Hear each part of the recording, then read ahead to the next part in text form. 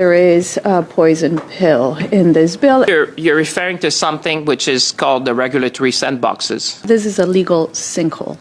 The regulatory sandboxes. This is why it is called the King Henry VIII provision.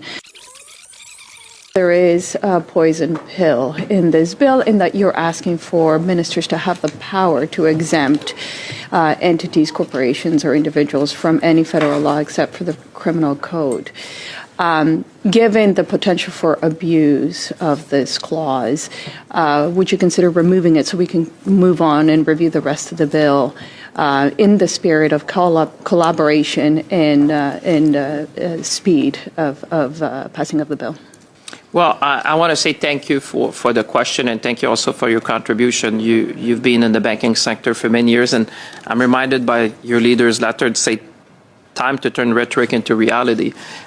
Listen, I just want to say to you, and obviously this provision was specifically asked by the business sector in Canada to be at par with other G7 nations. So I always have an open mind, but I'm always very conscious of the impact it would have on the Canadian innovators and Canadian businesses, which want to have in a very constrained, like I say, the guardrails, that you can put around things. If you have suggestions with respect to guardrails.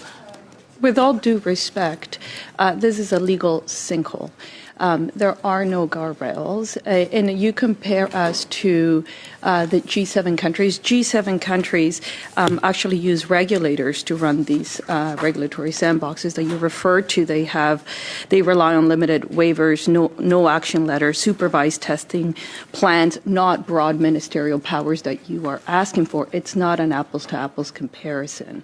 And on the topic of the business community, I have a letter signed by 43 organizations that have serious concerns with this, and they say ministers would have radically new discretionary power to decide when and how federal legislation applies and to whom, but laws should apply equally, regardless of the status, wealth, or power. We insist that the federal government withdraw this undemocratic section of the bill.